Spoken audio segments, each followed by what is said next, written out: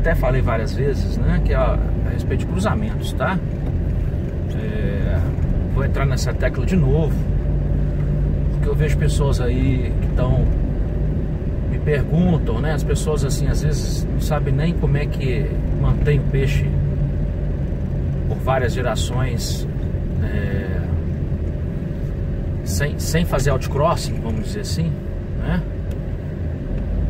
Porque o outcrossing é uma etapa que eu falo etapa avançada, né?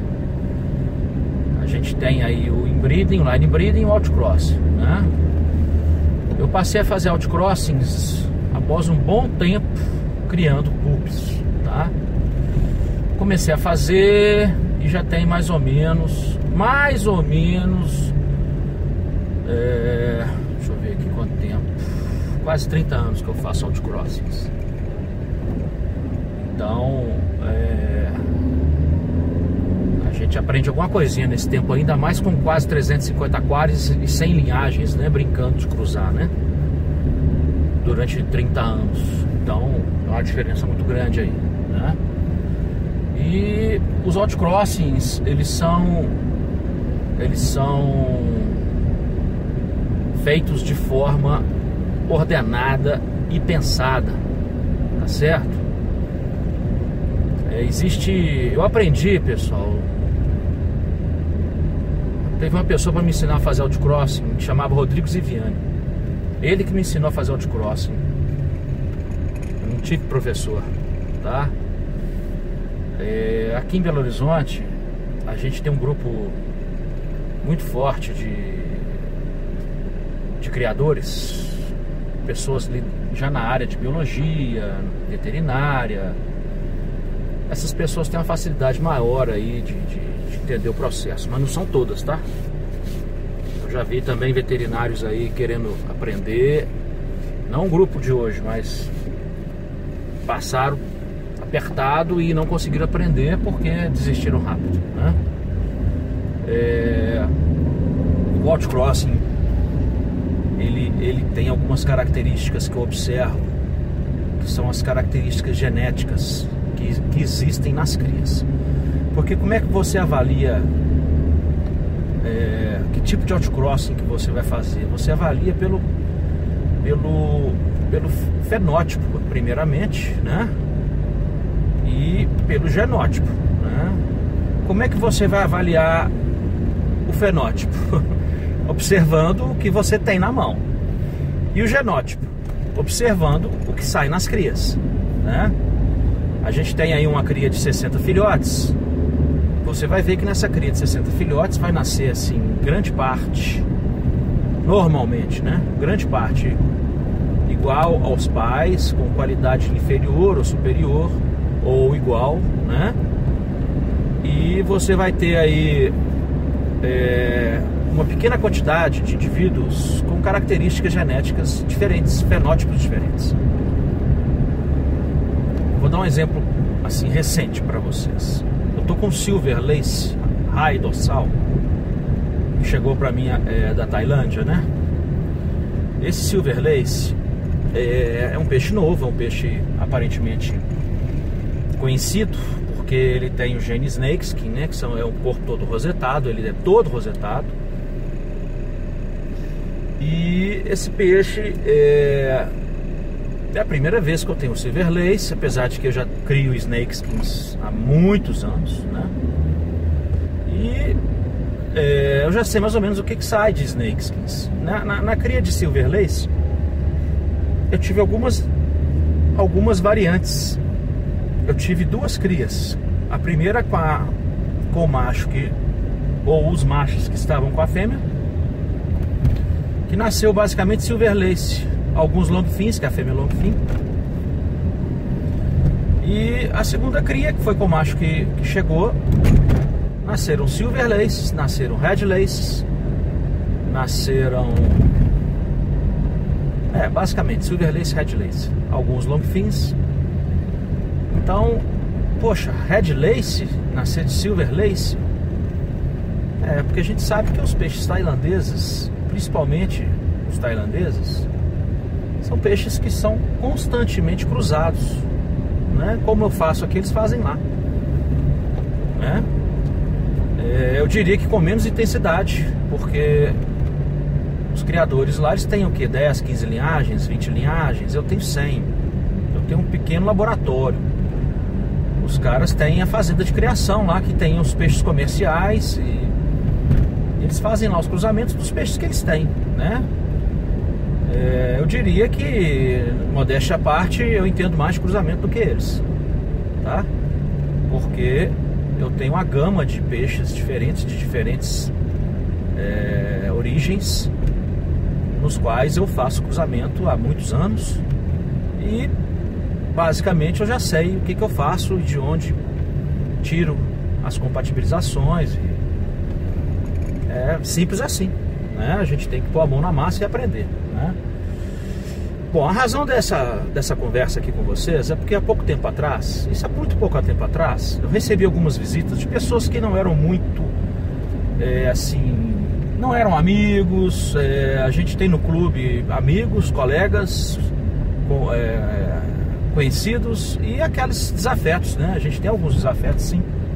Como tudo na vida, né? Quando a gente se destaca em alguma coisa, você atrai não somente os amigos, como os falsos amigos e os desafetos, aqueles que estão aí para ficar falando abobrinha, fala isso, fala aquilo.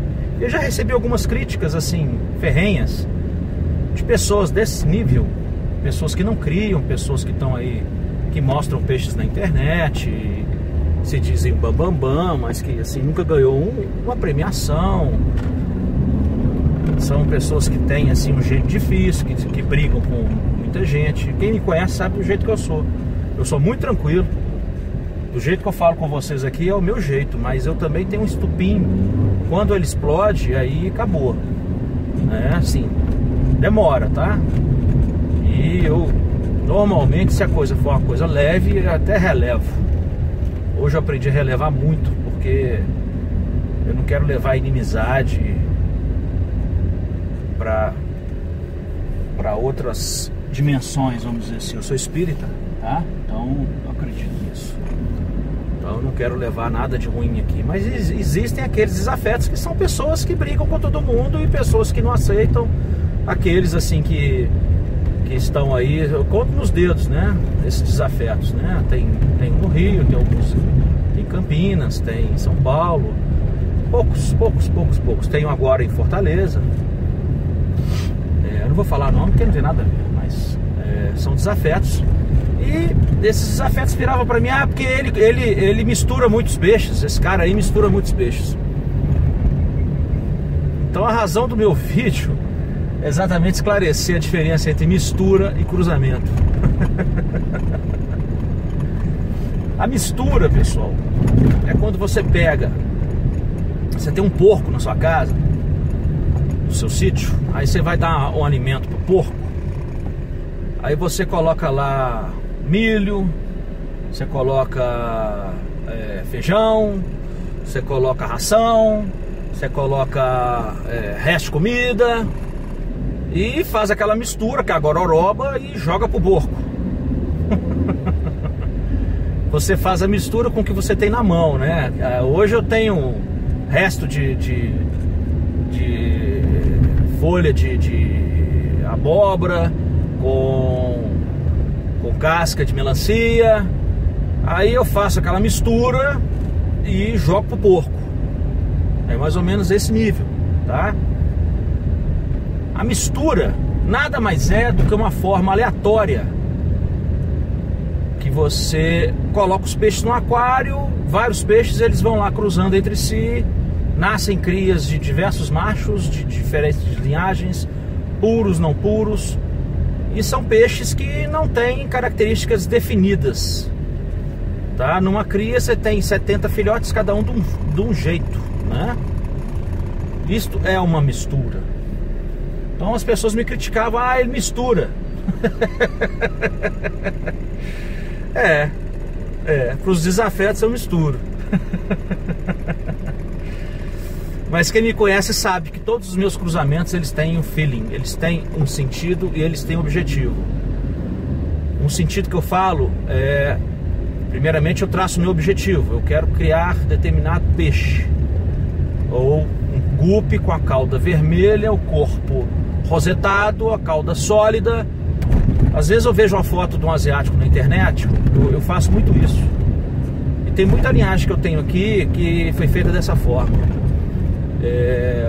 Eu vejo assim, por exemplo, pego um tailandês e ele apresenta lá um peixe numa filmagem. Eu pego aquela filmagem, eu observo aquilo ali, eu olho os genes que estão ali dentro daquele peixe, as cores, e eu vou dizer que 97% dos peixes, porque eu tenho uma genética na mão, 97%, não diria 97 não, 99,9%, eu sei mais ou menos, eu sei o caminho que o cara fez. Se não for esse caminho, é outro caminho, não tem outro. Eu sei exatamente o que foi feito para a criação daquilo ali. É como um chefe de cozinha que vai num restaurante desconhecido, um grande chefe de cozinha, vai num restaurante desconhecido, de uma comida desconhecida, vai lá, pede um prato, aí come aquele prato que ele nunca comeu. Aí ele fala assim: ah, esse prato aqui foi feito com cominho, ele usou alho, ele usou, porque eu cozinho também, eu sei como é que é isso. Ele usou alho, esse peixe que ele tá com ele aqui é um peixe fresco, peixe... Ele faz, pode até errar uma vez, mas normalmente ele acerta de cara, né? Ele vai fazendo os ajustes e com isso ele chega no objetivo. Minha avó, que cozinhava muito, era desse jeito. Minha avó, ela pegava e eu vou dizer pra vocês que, assim, eu cozinho razoavelmente. Eu cozinho bem menos do que eu... Assim, o nível de conhecimento de cozinha meu não chega aos pés do nível de conhecimento do que eu tenho hoje a respeito de cruzamentos, tá? Então, eu que sou um pé rapado no sentido de cozinha, mas na média eu cozinho bem melhor do que quase todos os meus amigos. Eu já adivinho bastante receita que eu vou em restaurantes, né? Imagina, comparando o nível de gupe, né? Eu como criador de gupe, da forma com que eu optei, da forma com que eu gosto de criar, que é fazendo os cruzamentos, criando linhagens diferentes. Então, a genética que existe hoje no mundo, eu tenho ela toda nas mãos. Eu consigo, com bons exemplares, né, com diamantes, eu consigo fazer aí as coisas que não existe mistério mais para mim. Quando aparece um gene novo, por exemplo, recentemente apareceu o gene koi.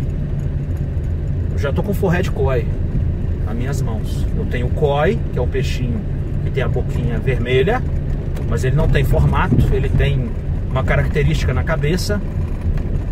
As fêmeas são mais bonitas que os machos. Por quê? É uma característica que apareceu em um peixe não muito bom. E essa característica que os meus amigos biólogos dão o nome, eu esqueci o nome, aquela coisa na cabeça, aquilo ali é como se fosse não sei explicar biologicamente assim o termo, né? Mas é uma característica que você consegue passar para as gerações. Eu já estou tendo forehead que está com a caudinha já quase delta koi, com a boquinha vermelha, né? Um amigo meu lá na Áustria, ele já tem o HB-Red com a boquinha koi.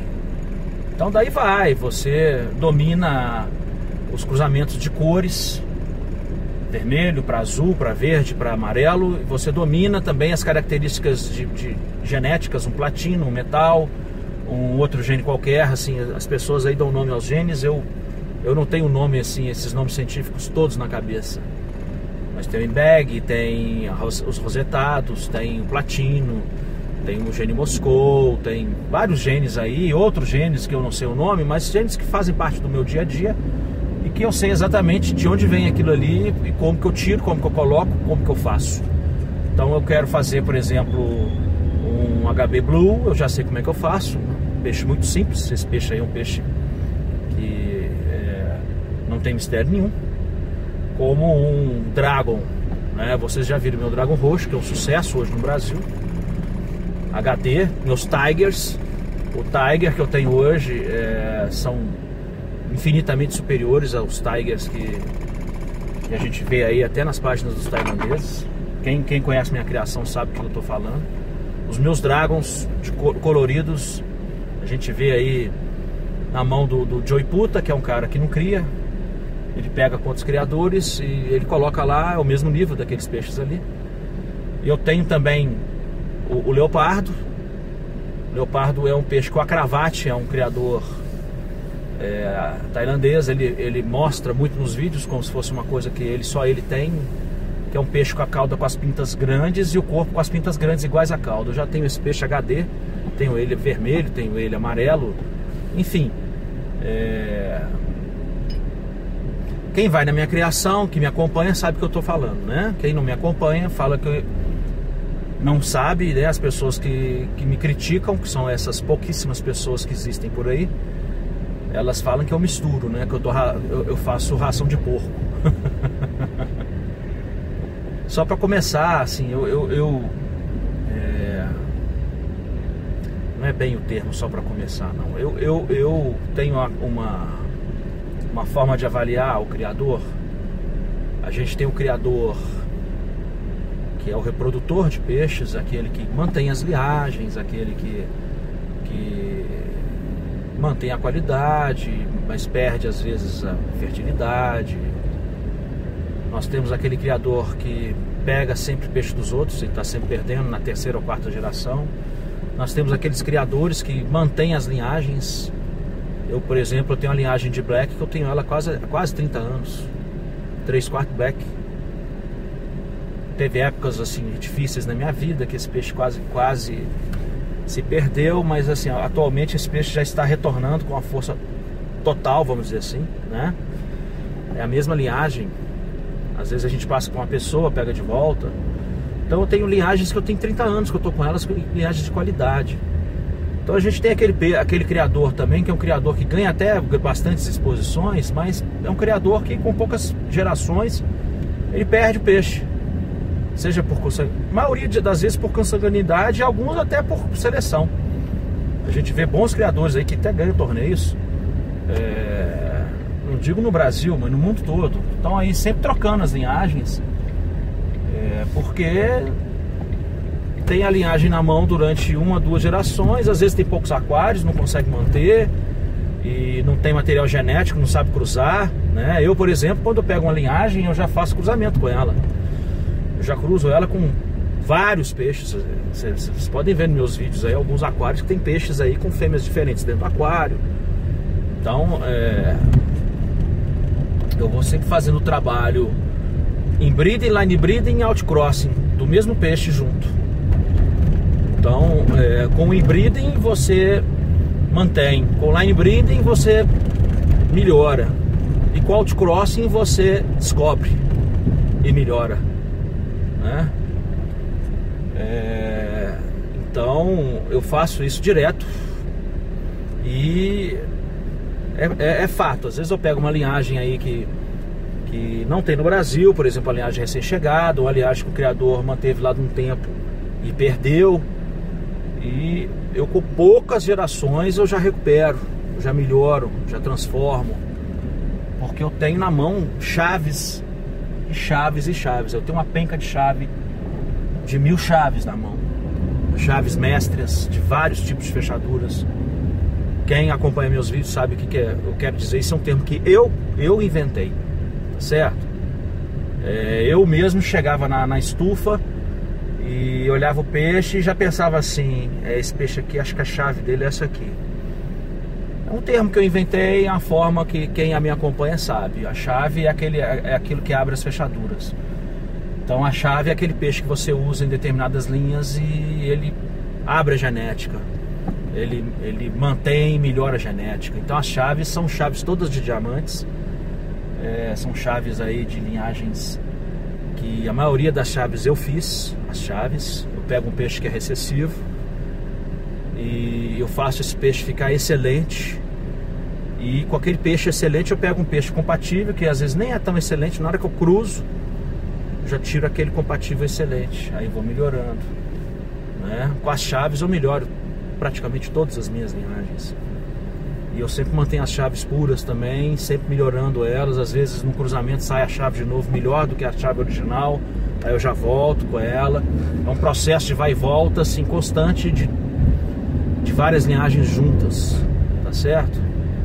E graças a Deus hoje estou numa fase muito boa, porque eu estou com um estagiário me ajudando, que é o grande problema na minha vida, é que assim, eu não tenho muito saco mais, desculpe o termo, mas acho que aqui não tem nenhuma criança e não é nenhum termo pejorativo. Eu não tenho muita paciência mais para determinadas coisas, tipo ficar trocando água, mas eu troco muita água. Minha estufa é toda manual, todos os aquários são individuais. Por quê? Vou dar aqui agora um exemplo das estufas e falar porque eu optei por essa forma, né? A gente tem aí as estufas manuais, que é tipo a minha, aquela que você vai trocando a água de aquário por aquário. Você tem as estufas semiautomáticas, que são aquelas que entram a água, você abre a torneirinha, entra água nos aquários, a água vai embora, tem um ladrão. A minha até tem, assim, os aquários tem ladrão, a maioria, 90% dos aquários tem ladrão. Mas o que acontece? Eu não tenho boia. O ideal é você ter uma boiazinha em cada aquário, porque aí você regula a quantidade de água que entra, né? Só que isso fica caro para 350. Então não tem. Algumas pessoas que têm os asiáticos têm isso demais, porque lá a boiazinha é de graça, né? Lá não tem essa taxa de imposto e esse efeito cascata que tem aqui no Brasil, que as mercadorias aqui, as simples viram coisas assim absurdamente caras se você for comprar em grande quantidade. Então, assim, a minha estufa é individual, aquários individuais, trocas individuais. Eu coloco água à medida que vou tirando, né? Às vezes eu tiro mais de um aquário, tiro menos, o aquário está mais sujo, está mais povoado, eu tiro mais. Isso tudo regulando, né? A água já vem com a água já sem cloro, né? Mas logicamente que tem problemas nas trocas, né? Existem aqueles que têm essa estufa aí com água entrando determinado tempo no dia, coloca lá aquelas válvulas com timer, a água vai entrar e vai sair tanto tempo. E tem aqueles que têm também a estufa toda automatizada, com os aquários ligados num filtro único. Quais as vantagens e desvantagens de cada uma? A minha grande desvantagem chama-se mão de obra. Para 350 aquários manuais, isso dá uma mão de obra fora do normal. Em compensação, quando dá doença em um aquário, ela fica isolada, né? O criador que falar que não tem doença, pessoal, é uma coisa muito comum. Eu vi poucos assim na minha vida, poucos. Mas assim, normalmente esses poucos são pessoas que ficam ali um bom tempo na estufa observando. Começa a aparecer um sintoma, o criador que é experiente, ele já vai, já coloca um sal, coloca um remédio.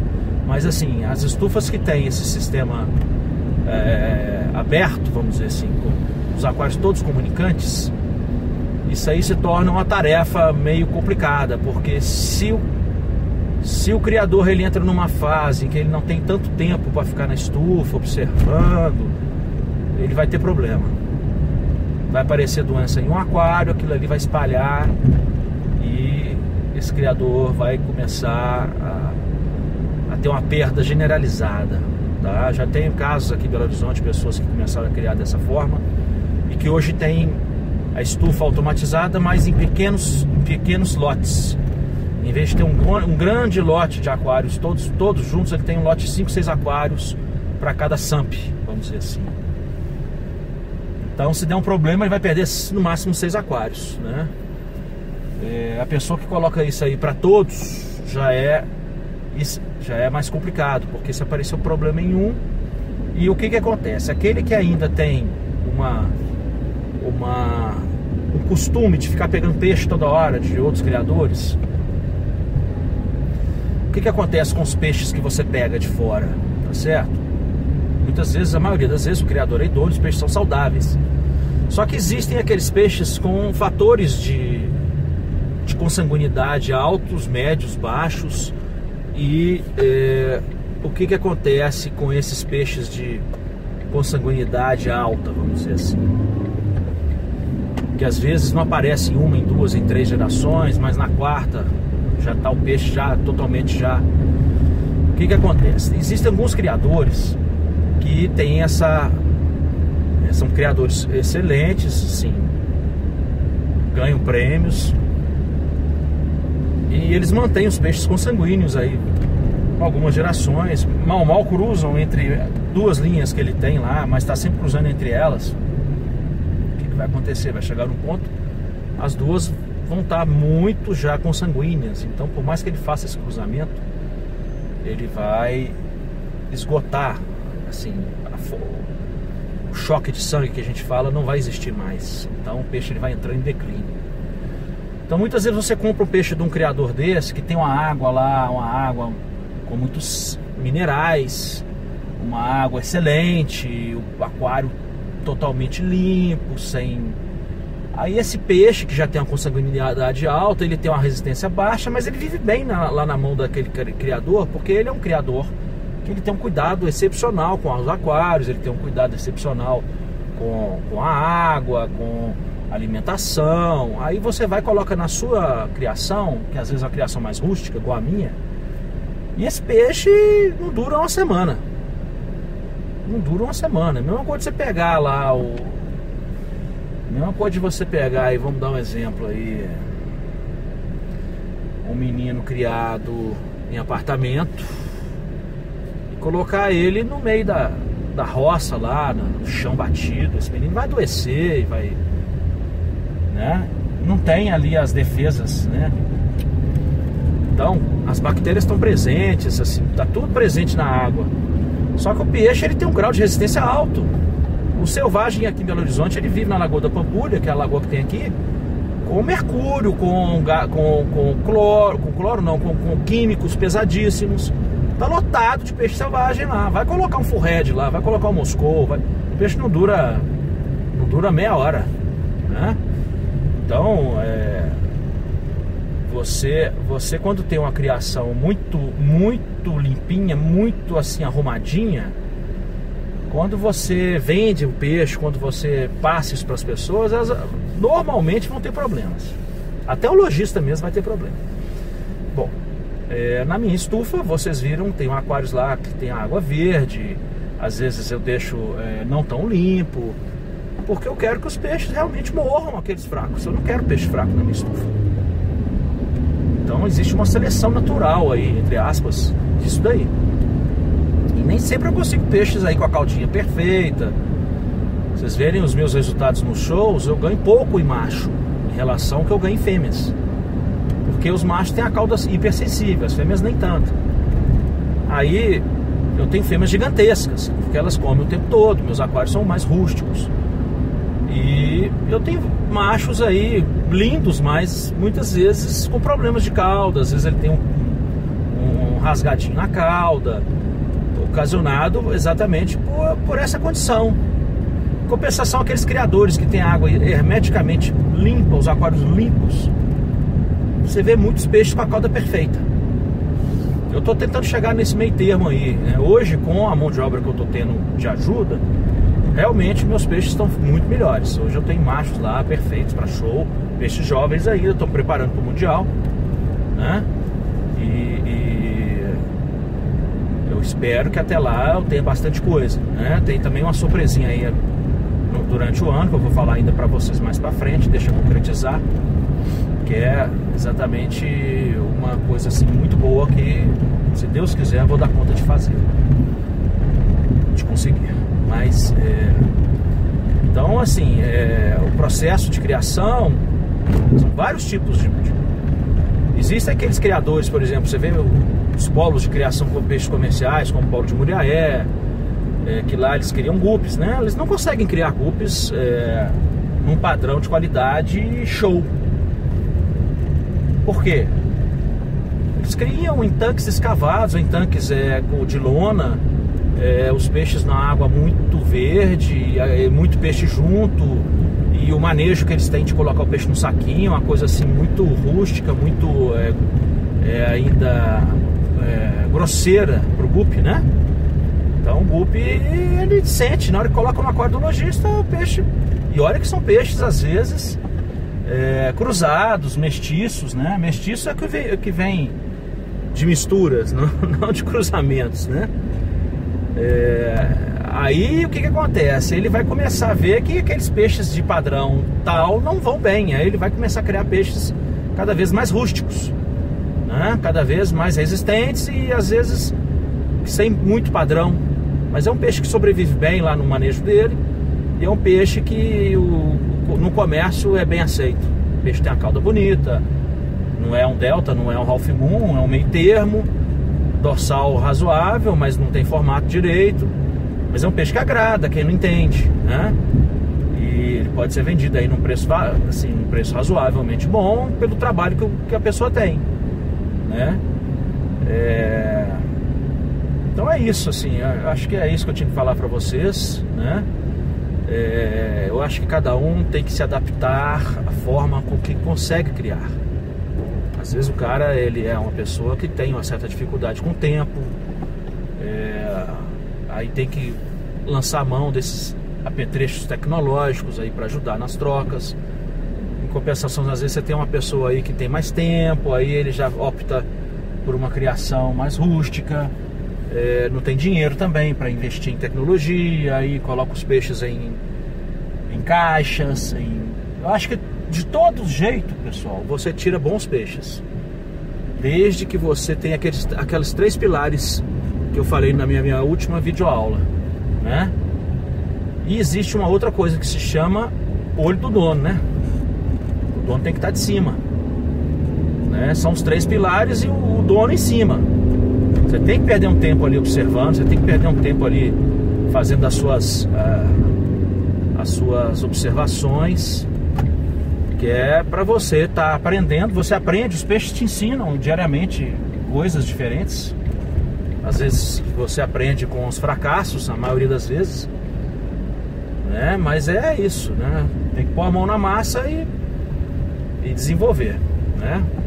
Bom, então a videoaula tá aí, deu 30 minutos, eu ia falar pouquinho, eu ia falar só das misturas, porque me veio isso na cabeça aí recentemente, mas tá aí, o recado tá dado. Olha o estado.